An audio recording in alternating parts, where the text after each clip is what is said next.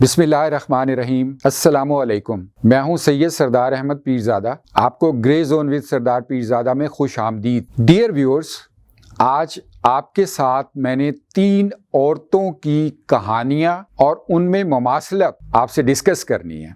ان 3 عورتوں میں 2 کو تو آپ بہت اچھی طرح جانتے ہیں اور ایک عورت اس کو کم لوگ ضرور جانتے ہوں گے، اور نئی نسل چاہے تو اس عورت کے بارے میں گوگل پر سرچ بھی کر سکتی ہے۔ چلیے شروع کرتے ہیں۔ سب سے پہلا کردار جنرل رانی کا ہے۔ جنرل رانی کو کون نہیں جانتا پاکستان میں؟ یحییٰ خان اور جنرل رانی، مشرقی پاکستان ڈوبنے کی المناک داستان، اور پاکستان کے ایوان صدر میں عیاشی کی عظیم داستانیں۔ اس کا سب سے پہلا اور معروف کردار جنرل رانی۔ جنرل رانی کی سرکاری حیثیت کچھ نہیں تھی، یعنی ان کا تعلق جنرل یحییٰ سے ایک محبوبہ کا تھا، ایک عیاش اور عیاشی کا تھا۔ ایک عورت یہ ہو گئی، لیکن اس جنرل رانی نے پاکستان کی اس وقت کی سیاست اور ہمارے دیگر معاملات پر کیا اثرات مرتب کیے، جن کا خمیازہ شاید آج تک ہم بھگت رہے ہیں۔ مشرقی پاکستان کا جو المناک انجام ہے، اس میں جنرل یحییٰ کو مدہوش کرنے میں جنرل رانی کا کتنا کردار ہے، اس کو بتانے کی ضرورت ہی نہیں۔ تو گویا پہلی عورت ہوئی وہ عورت جو ایک کمانڈر ان چیف اور صدر پاکستان جنرل یحییٰ کے ساتھ اس نے مل کر پاکستان کی سیاست پر کیا اثرات مرتب کیے۔ اب دوسرا کردار جو میں ایک عورت کا آپ کو بتانے لگا ہوں، یہ اس کے بارے میں کم لوگ جانتے ہوں گے، اور اسی کے بارے میں نے کہا تھا کہ نئی نسل چاہے تو اسے گوگل پر سرچ کر سکتی ہے اور سبق حاصل کر سکتی ہے۔ اس عورت کا نام تھا زہرہ فونا۔ زہرہ فونا پاکستانی نہیں تھی، بلکہ یہ انڈونیشیا کی ایک خاتون تھی۔ اس خاتون نے ایک ڈرامہ رچایا۔ اب تو میں ڈرامہ کہہ رہا ہوں کیونکہ تاریخ یہ ثابت کر چکی ہے، لیکن اس وقت یہ ایک بڑی مذہبی پیشوا بن کر سامنے آئی۔ اس نے مشہور کر دیا کہ اس کے پیٹ میں جو بچہ ہے وہ امام مہدی ہیں، اور وہ پیٹ کے اندر اذان بھی دیتے ہیں اور نماز بھی پڑھاتے ہیں۔ اس نے یہ بات اتنے وثوق سے اور اتنے اچھے طریقے سے پھیلائی کہ انڈونیشیا کے صدر سہارتو، اس وقت کے صدر سہارتو، نائب صدر اور دیگر جو جتنے حکومتی شخصیات اور بڑی شخصیات تھی وہ متاثر ہوئے۔ اس نے پروف بھی دیا۔ آپ حیران نہ ہو، میں بالکل یہی کہہ رہا ہوں۔ زہرہ فونا نے یہ ثابت بھی کیا کہ اس کے پیٹ سے اذان کی آواز آتی ہے۔ ظاہر ہے اگر اتنے بڑے بڑے لوگ اس کے فالوور بننا شروع ہو گئے، اس سے اگر متاثر ہوئے، تو اس کے پاس یہ کمال ہوگا کہ نہ اس نے ثابت کیا۔ وہ میں آخر میں بتاتا ہوں کہ اس نے کیسے ثابت کیا تھا۔ بہرحال اس کی شہرت اور اس کی مذہبی جو بڑائی تھی وہ انڈونیشیا کی سرحدوں سے نکل کر پوری دنیا میں پھیلنا شروع ہو گئی اور پاکستان میں بھی پہنچ گئی۔ بے شک اس کا پھیلاؤ اتنا تیز نہیں تھا جیسے آج ہوتا ہے کسی ایک خبر کا، کہ کہیں سے نکلے تو وہ آنن فانن پوری دنیا میں پھیل جاتی ہے اور اس کی تصدیق یا تردید بھی فوراً ہو جاتی ہے، کیونکہ وہ زمانہ تھا جب الیکٹرانکس کی جو ڈیوائسز تھی، جو دوسری چیزیں تھیں وہ اویلیبل نہیں تھی، لہٰذا وہ پرنٹ میڈیا کے تھرو یا سینا گزٹ اس کی خبریں پوری دنیا میں پہنچی، پاکستان میں بھی پہنچی۔ اور پاکستان آپ کو معلوم ہے کہ ہماری جو حکومتیں ہوتی ہیں وہ چاہتی ہیں، ان کی خواہش ہوتی ہے کہ عوام ماموں بنتے رہیں اور کسی ٹرک کی بتی کے پیچھے لگ جائیں، تاکہ جو حکومتیں حرکات کر رہی ہیں، جو اپنی بدعنوانیاں کر رہی ہیں، عوام کا دھیان اس طرف نہ جائے۔ اور بدقسمتی سے یہ دور بھی جنرل یحییٰ کا دور تھا، 70 کی دہائی کا دور۔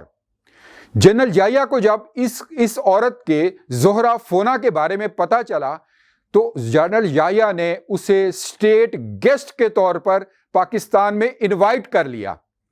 پاکستان میں دعوت دی کہ جناب آپ تشریف لائیے، ہمارے ملک میں برکات پھیلائیے۔ اور یہ وہی منحوس دور ہے، یہ وہی منحوس حکومت ہے جس کے دور میں مشرقی پاکستان علیحدہ ہوا۔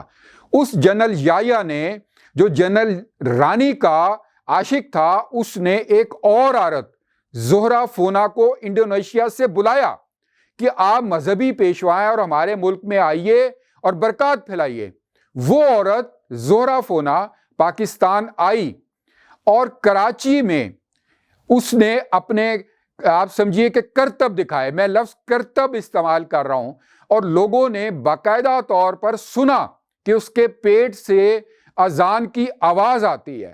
اس وقت کے نامور علماء نے، میں نام نہیں لینا چاہتا احترام میں ان علماء کا، کہ انہوں نے پیٹ کے نیچے کان لگا کے اس عورت کے تصدیق کی اور سنا کہ اذان آتی ہے، اس کے پیٹ میں سے اذان کی آواز آتی ہے، لہٰذا اس کا دعویٰ کہ اس کے پیٹ میں امام مہدی موجود ہیں۔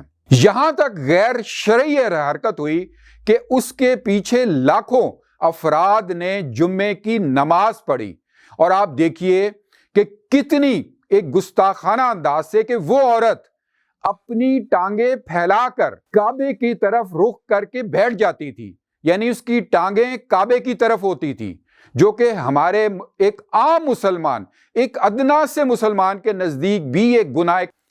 وہ بیٹھ جاتی تھی اور اس کی ٹانگوں کے درمیان میں سپیکر رکھ دیا جاتا تھا، مائک رکھ دیا جاتا تھا، تاکہ وہ آڈینس، لاکھوں افراد اس کی وہ اذان بھی سن سکیں۔ اب آگے چلیے کہ جب یہ واقعات ہوئے تو کچھ ڈاکٹرز جو تھے وہ ان کو تشویش ہوئی، انہوں نے تحقیق کرنا چاہی، کیونکہ میڈیکلی ان کے نزدیک یہ بات غلط تھی۔ انہوں نے کسی طریقے سے کوئی دو لگا کے، کوئی بہانے لگا کے، کوئی منتیں کر کے اس زہرہ فونا کو اپنے پاس بلایا، اور وہ medical specialist, medical doctors do medical college Karachi کے اساتذہ اور ریسرچر تھے۔ انہوں نے کسی طرح زہرہ فونا کو گھیر لیا، اور جب تحقیق کی گئی، اس کے سب چیزوں کی تلاشی لی گئی، تو بہت چھوٹا سا ایک ٹیپ ریکارڈر اس نے سرجری کرا کر اپنی ٹانگوں کے اندر رکھا ہوا تھا۔ وہ زمانہ ہے، اب تو یہ بات آپ یقین نہیں کریں گے کیونکہ اب ناخن سے چھوٹی بھی ڈیوائسز موجود ہیں۔ اس زمانے میں اگر کوئی ٹیپ ریکارڈر اول تو تھے نہیں، اگر ہوتا تھا تو بہت بڑے بڑے سائز کے تھے اور بجلی سے چلنے اور مختلف، تو اس نے کہیں سے، ظاہر ہے کوئی ڈیوائس تو اس زمانے میں آنا شروع ہو گئی تھی، اس نے یہ ڈرامہ کیا، اور جس رات، جس دن ڈو میڈیکل کالج کے اساتذہ، ریسرچر اور سٹوڈنٹس نے اس بھیانک مذاق کا پردہ چاک کیا، اسی رات وہ پاکستان سے فلائی کر کے بھاگ گئی اور انڈونیشیا پہنچی۔ جب وہاں یہ خبر پہنچی تو اسے اریسٹ کر لیا گیا، اسے گرفتار کر لیا گیا، زہرہ فونا کو، اس کو اور اس کے خاوند کے سمیت، اور اس نے اعتراف کیا کہ اس نے دولت حاصل کرنے اور جھوٹی شہرت کے لیے یہ کام کیا۔ یہ وہ دوسری عورت تھی جس کا میں آج ذکر کر رہا ہوں کہ جس نے ہمارے حکومتی سربراہان کو متاثر کیا اپنے ڈرامہ بازی سے۔ اب ذرا دل تھام کے رکھیے، میں تیسری عورت کا ذکر کرنے لگا ہوں، برا مت بنائیے گا، ثبوت موجود ہیں، آپ آنکھیں بند کر لیں، کان بند کر لیں تو آپ کی مرضی۔ کبوتر کی طرح آنکھیں بند کرنے سے بلی شکار چھوڑ نہیں دیتی، شتر مرغ کی طرح ریت کے اندر منہ دبانے سے وہ ہلاک ہونے سے بچ نہیں جاتا۔ پاکستان کی وہ موجودہ تیسری عورت جنہیں پاکستان کا بیڑا غرق کرنے میں کوئی کسر نہیں اٹھا رکھی، وہ ہے بشرا، سابق خاتون اول عمران خان کی تیسری اہلیہ، جو آفیشلی ہے، جو ریکارڈ میں ہے۔ اس کے علاوہ تو بہت سے لوگ جانتے ہیں، ساری باتیں زبان زد عام ہیں۔ بشرا نے کون سی غیر شرعی حرکتیں کی وہ بھی سب کے سامنے آ چکی ہیں۔ ایک عدت کا معاملہ سامنے ہے، اس نے کس طرح سے پاکستان کے خزانے کو لوٹا آپ سب کے سامنے ہے۔ اس نے اپنی جو ایک چیلی کہنا چاہیے، یا اپنی فرنٹ عورت، فرنٹ وومن جو تھی فرا گوگی، اس کو کس طرح آگے لگایا کہ وہ اربوں روپے لوٹتی رہی۔ یہ وہی فرا گوگی ہے جس کے بارے میں رپورٹ لے کر اس وقت کے DGISI جو جنرل سید عاصم صاحب تھے، وہ اس وقت کے وزیر اعظم عمران خان کے پاس لے کر آئے کہ آپ کے گھر کیا ہو رہا ہے دیکھیے، تو اس پر عمران خان ناراض ہو گئے اور انہوں نے اس وقت کے chief of army staff general Bajwa کو کہہ کر جنرل عاصم کو DGISI کی پوسٹ سے نکلوا دیا۔ وہ تو اللہ جس کو رکھے اسے کون چھکے۔ وہی جنرل عاصم آج چیف آف آرمی اسٹاف ہیں اور فرح گوگی کو عدالت سے ریلیف مل رہا ہے۔ وہ عدالتیں جو پنجاب میں موجود ہیں، پنجاب کے جو چیف جسٹس ہیں، ان کے بارے میں بھی بہت سی باتیں میڈیا میں آنا شروع ہو گئی ہیں۔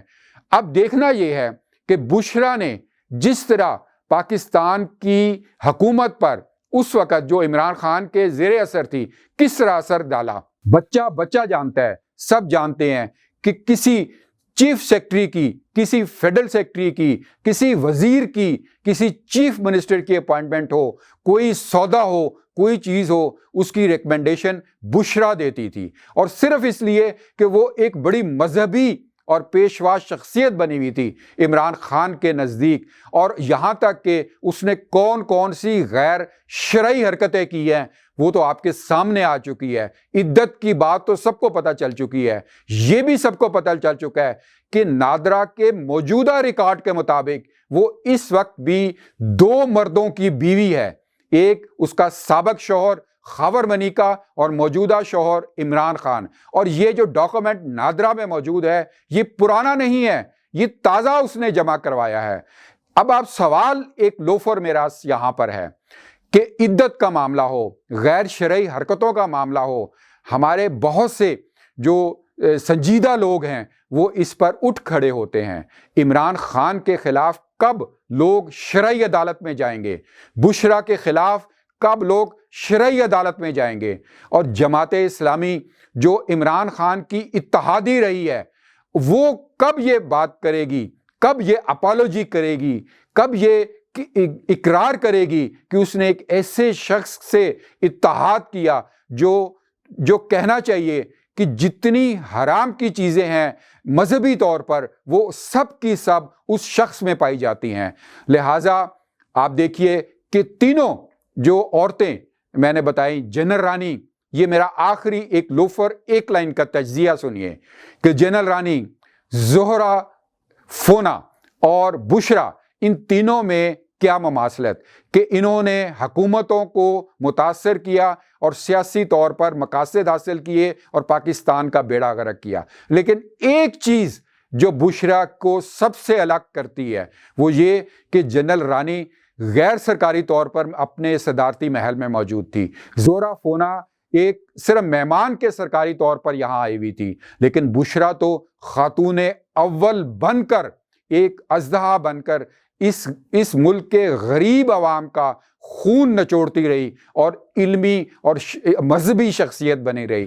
کوئی آئے گا، کوئی اٹھے گا جو ان کو بھی اسی طرح ایک کٹہرے میں لے کے جائے جس طرح زہرا فونا کو انڈونیشیا کے لوگ لے کر گئے، یا جنرل رانی کا انجام تاریخ میں ہوا۔ ہم منتظر ہیں۔ آخر میں یہی کہ گاڈ بلیس پاکستان۔